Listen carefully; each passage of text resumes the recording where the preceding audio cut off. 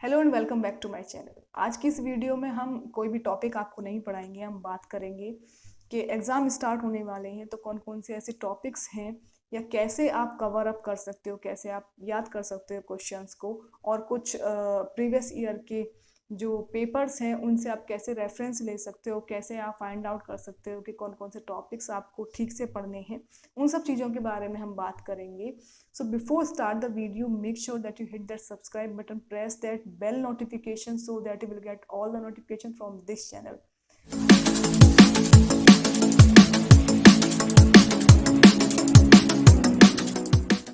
सो ये सब चीज़ें बताने से पहले मैं आपको एक चीज़ पहले बोलना चाहूँगी कि जो भी क्वेश्चन या जो भी टॉपिक के बारे में मैं इस वीडियो में बात करूँ तो ऐसा ज़रूर नहीं है कि वही क्वेश्चन एग्जाम में आने वाला है या वही आएगा।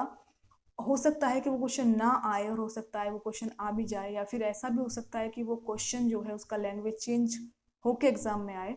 तो basically in the case of B pharma first semester students, अगर आपको सिलेबस दिया है, सिलेबस में आपको टॉपिक्स पढ़ने के लिए दिए गए हैं, तो ऐसा कोई शब्द नहीं है कि ये कौन सा इंपॉर्टेंट क्वेश्चन है या कौन सा नहीं है। जब आपको सिलेबस वो पढ़ने को दिया गया है तो each and every topic is important. आपको सारी चीज़ें पढ़नी है उसमें से।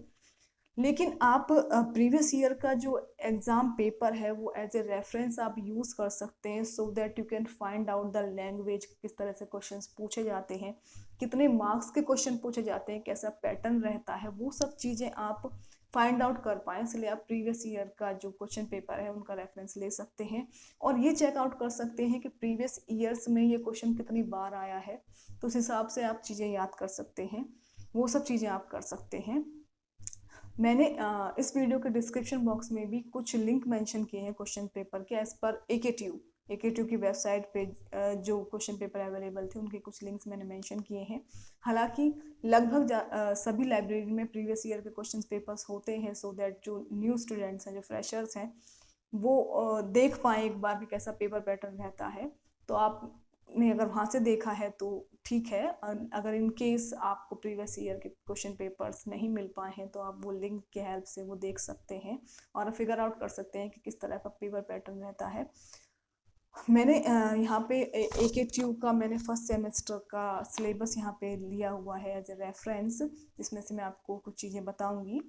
हालांकि कोई भी university, in the case of B pharma first semester, university, private university या एकेट्यू, लगभग सभी का जो सिलेबस होता है सिमिलर ही होता है। कुछ टॉपिक्स या कुछ यूनिट्स को अगर हम छोड़ दें तो सभी टॉपिक्स लगभग सिमिलर ही होते हैं। तो आप के सिलेबस में जो मैं टॉपिक्स बताऊं अगर वो हैं तो आप वो देख लीजिएगा, नहीं है तो आपकी फैकल्टी मेम्बर्स ने या आपके कॉलेज में जो चीज़ें आपके सीनियर्स ने अगर आपको बताई हों तो आप उन पे फोकस कीजिएगा और अपनी यूनिवर्सिटी के अकॉर्डिंग उस यूनिवर्सिटी के प्रीवियस पेपर आप एक बार ज़रूर देख लीजिएगा। हालांकि इन सब चीज़ों को मैंने दो प्रीवियस वीडियो में भी ये सब चीज़ें मैंने डिस्कस की हैं कि आपको कॉपी कैसे लिखनी है, आपको कैसे टाइम मैनेजमेंट देखना है, और आपकी फैकल्टी भी आपको बताया होगा कि आपको कैसे पेपर लिखना है।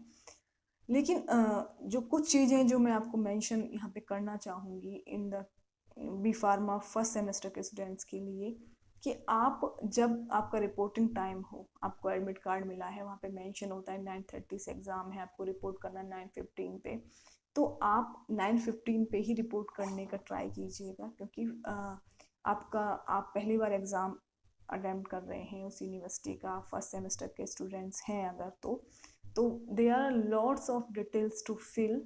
कॉपी में बहुत सारी डिटेल्स आपको फिल करनी होती हैं, उसमें टाइम जाता है। तो अगर आप 9:30 पे ही रिपोर्ट करेंगे तो 9:30 पे पेपर भी आपको मिल गया तो आपका लगभग 10 मिनट तो डिटेल फिल करने में ही चला जाता है। और डिटेल्स जो हैं, क्योंकि आप यूज टू नहीं है, तो जो भी वहाँ पे इन्विजिलेटर हो, उस जो भी चीज़ें वो बता रहे हों उन चीज़ों पे ध्यान दीजिएगा। और अपना रोल नंबर, क्योंकि आपको फर्स्ट उसमें याद नहीं हो जाएगा, तो वो रोल नंबर एडमिट कार्ड से देख के ठीक से आपको एंट्रीज करनी है। क्योंकि आप कॉपी में जो लिख रहे हैं और अगर आप बाहर एंट्री गलत कर रहे हैं तो आपका कॉपी चेक नहीं होगा, रिजल्ट में इशू आ जाएगा। तो वो सब चीज़ें आप ध्यान रखिएगा, वो सब चीज़ें आपकी फैकल्टी मेम्बर्स ने भी आपको बताई होंगी। And second thing was that कि आप जब पेपर लिख रहे हैं and someone enters in your examination hall, so बहुत सारे बच्चे क्या करते हैं, वो उनकी बातें सुनना स्टार्ट कर देते हैं जो भी वहाँ पे एग्जामिनेशन हॉल में एंट्री कर रहे हैं, इवन अटेंडेंस लेने के लिए या कोई और इशू के कारण। तो उस चीज़ में आप इंटरेस्ट मत लीजिएगा, क्योंकि आपका टाइम जो है उसमें वेस्ट हो जाएगा और आपका कोई ना कोई क्वेश्चन रह जाएगा। थर्ड थिंग क्या है कि आप कोशिश कीजिएगा कि आप क्वेश्चन पेपर पूरा अटेम्प्ट करें।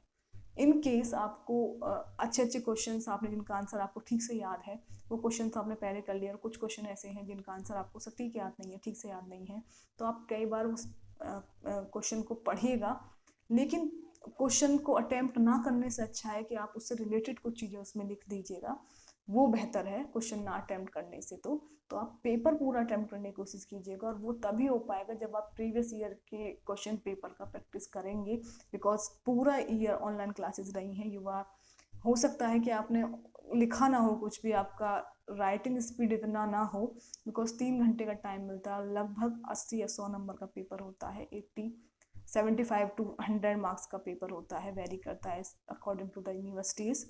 तो उसमें आपको सारी चीज़ें कवर अप करनी होती हैं, कंप्लीट सिलेबस से पेपर आता है।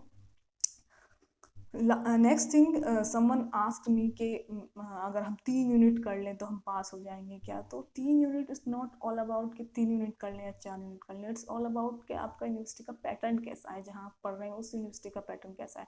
अगर आपको ऑलरेडी पता है कि 5 यूनिट्स हैं, 5 मॉड्यूल हैं, उनमें से 10 मार्क्स का आने वाला है, तो आपको मालूम है, डिसाइडेड है, तो 30 या 40 मार्क्स का अगर आप कर रहे हैं इनके क्वेश्चन पेपर 50 मार्क्स का, और आपको मालूम है कि हर एक यूनिट में से 10-10 मार्क का क्वेश्चन आना ही आना है, तो उस हिसाब से आप देख सकते हैं। वहीं उसी में उसमें भी क्या चीज़ें डिपेंड करती हैं कि आपने यूनिट जो है वो किस तरीके से पढ़ी हैं, आपने उसको एक्सप्लेन तरीके से पढ़ा है, आपने ठीक से पढ़ा है, या फिर एक ओवरव्यू आपने यूनिट्स का लिया है टॉपिक्स का, तो वो चीज़ भी मैटर करती है। Next thing, someone ask me कि मैम कितने पेजेस इनफ रहते हैं?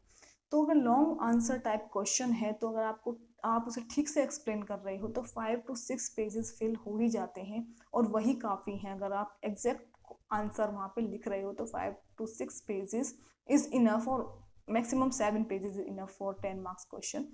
लेकिन अगर आप एग्जैक्ट क्वेश्चन ना लिख के, आंसर ना लिख के, आप इधर उधर का उसमें रिलेटेड चीज़ें लिख रहे हो और आप 10 पेजेस उसमें भर रहे हो, तो ऐसा नहीं है कि आपको मार्क्स उतना ही मिल जाएगा जितना कि 6 या 7 पेजेस में जो एग्जैक्ट आंसर लिख रहा है स्टूडेंट उसको मिला है, ऐसा नहीं है। तो मार्क्स मिलना पेजेस पर डिसाइड नहीं करता है, जितना कि उसमें आपने क्या लिखा है उस पर डिसाइड करता है। हैंड राइटिंग का कोशिश कीजिएगा, आपने अगर प्रैक्टिस नहीं किया है, आप एक बार कोई प्रीवियस ईयर का क्वेश्चन पेपर एक बार आप उसको लिख जरूर लीजिएगा, एक बार प्रैक्टिस कर लीजिएगा कि आपको कौन से सेक्शन को कितना टाइम देना हो। ऐसा ना हो कि एक सेक्शन में आपने टाइम दे दिया 1.5 आवर और रिमेनिंग 2 सेक्शंस में आप क्वेश्चन आपके रह गए, तो ऐसा भी ना हो। टाइम मैनेजमेंट बहुत नेसेसरी है। आप फर्स्ट सेमेस्टर के स्टूडेंट्स हैं, देन आप नेक्स्ट एग्जाम तक यूज टू हो जाएंगे इन सब चीज़ों के लिए। थोड़ा फर्स्ट सेमेस्टर के स्टूडेंट्स को ये चीज़ें ध्यान रखने वाली होती हैं। तो मेरे पास सिलेबस है, इसमें human anatomy and physiology BP 101T।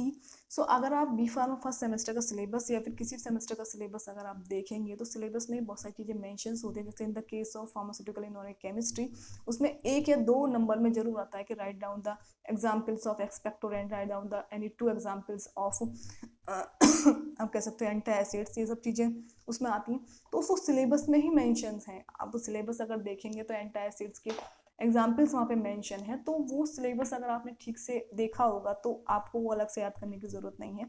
वहीं in the case of pharmaceutics first doses forms, first unit में डोजेस फॉर्म को उन्होंने एक्सप्लेन किया है, फिर उन्होंने अदर सारे सिलेबस में वही डोजेस फॉर्म उन्होंने ठीक से एक्सप्लेन किए हैं, और हर एक डोजेस फॉर्म के केस में advantage, uses, disadvantages, classification, definition common है।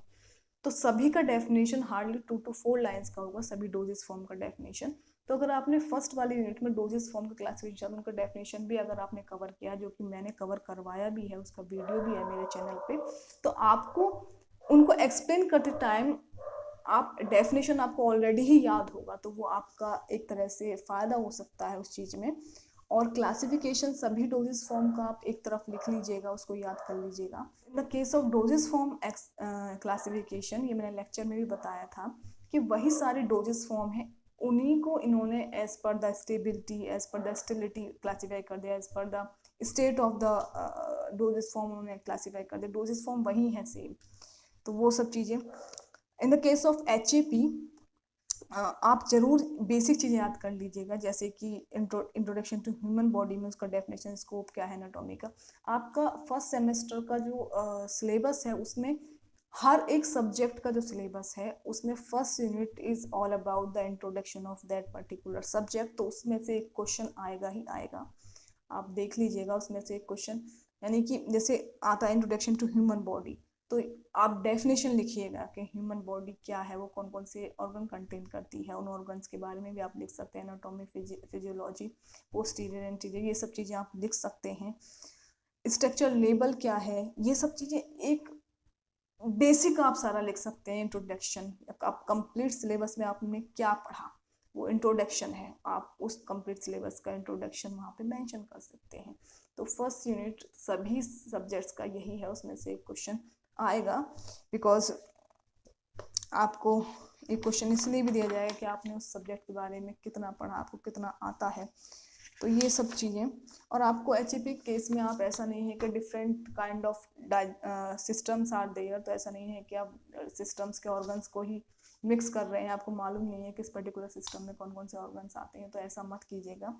यू मस्ट रिमेंबर कि डाइजेस्टिव सिस्टम्स के ऑर्गन्स ये हैं, central nervous system, in the case of cardiovascular systems के ऑर्गन्स ये हैं, तो वो आप ध्यान में रखिएगा। वहीं in the case of pharmaceutical analysis, acid base titration, precipitation, इन सभी टाइट्रेशंस का प्रिंसिपल आप एक जगह लिख लीजिएगा, ठीक है। तो सभी टाइट्रेशन का प्रिंसिपल एक बार आप याद कर लीजिएगा। वहीं पे फार्मास्यूटिक्स में फार्मास्यूटिकल कैलकुलेशन से पाउडर, लिक्विड, डोजेस फॉर्म, ये मैंने आपको पहले बता ही दिया है। इस सभी डोजेस, सबसे पहले तो फर्स्ट यूनिट में डोजेस फॉर्म्स क्लासिफिकेशन में सभी डोजेस फॉर्म का डेफिनेशन आपने याद किया होगा, मैंने पढ़ाया भी है वो। तो बाकी सभी रिमेनिंग जो सिलेबस है वो उन्हीं डोजेस फॉर्म को उन्होंने एक्सप्लेन किया है एक डिटेल वे में, तो वो आप देख लीजिएगा। एंड फार्मास्यूटिकल इनऑर्गेनिक केमिस्ट्री में जो यूनिट 5 है, radio pharmaceuticals, that's a very good unit to gain marks, आप अच्छे मार्क्स वहाँ से स्कोर कर सकते हैं। एंड फार्मास्यूटिकल इनऑर्गेनिक केमिस्ट्री में कैटेगरी दी गई, जैसे गैस्ट्रोइंटेस्टाइनल एजेंट्स में एंटासिड्स है, एसिडिफायर्स है, कैथार्टिक्स है, एंटीमाइक्रोबियल्स हैं, एक्सपेक्टोरेंट्स, हेमेटिक्स, हेमेटिक्स, पॉइजन, एंटीडोट, तो इन सब का डेफिनेशन आपको जरूर याद होना चाहिए। इनका डेफिनेशन, उनके एग्जाम्पल वो आप सिलेबस से ही याद कर लीजिएगा। तो उनका डेफिनेशन आपको 2 to 4 लाइंस का हर एक का डेफिनेशन है, वो जरूर याद होना चाहिए। रेडियो फार्मास्यूटिकल्स में से क्वेश्चन आ सकता है, तो वो भी अच्छा यूनिट है मार्क्स स्कोर करने के लिए। तो अगर मैं आपको ये बताना चाहूँ कि आप इस तरीके से पढ़िएगा या ऐसे आप याद कर सकते हैं, वो प्रीवियस वीडियोज में बता भी चुकी है, लेकिन each and every student have their own method to learn, ठीक है। हर एक स्टूडेंट का अपना अपना अलग तरीका होता है चीज़ें याद करने का, पढ़ने का। तो उसमें मैं, हालांकि मैं पहले भी बता चुकी हूँ, लेकिन उसमें मैं ज़्यादा इंटरफेयर नहीं करना चाहूँगी। लेकिन बेसिकली बात यह है कि उसमें मत रहिएगा कि इम्पोर्टेंट क्वेश्चंस ये हैं। हर एक टॉपिक इम्पोर्टेंट है, आपको नहीं पता है कि कौन से टॉपिक से या कौन से यूनिट से क्या क्वेश्चन आ सकता है। लेकिन अगर आप पढ़ रहे हैं और आपने ठीक से चीज़ें पढ़ी हैं और एक ओवरव्यू आपको पूरे सिलेबस का है, तो आप आसानी से पास कर जाएंगे। सो ज़्यादा स्ट्रेस लेने की ज़रूरत नहीं है, और अपनी एग्जामिनेशन कॉपी पे ध्यान दीजिएगा। There is no need to कि आप देख रहे हैं कि आपका क्लासमेट इतना लिख रहा है, आप नहीं लिख पा रहे हैं, आप बैठे हैं, तो आप उस चीज़ को एक प्रेशर आप ऑब्टेन कर लें कि मैं फेल हो जाऊंगा, या ऐसा कुछ नहीं है। हो सकता है कि आपने मेन चीज़ें लिखी हों और वो इतना अच्छा नहीं लिख पा रहा हो कॉपी में, सिर्फ वो लिख रहा है लेकिन आसपास की चीज़ें लिख रहा है, उसका एग्जैक्ट आंसर वो नहीं लिख रहा है। तो focus on your answer sheet and सारी डिटेल्स ठीक से फिल कीजिएगा। And at the end I would like to say all the best for your examination. and this is all about today's video. Hope you like this video, and if you do, then don't forget to like, comment, share and subscribe to my YouTube channel, which is Farmcation. And thank you for watching this, and I will mention all the links in the description box, so if you want, then you can check them out. So thank you very much.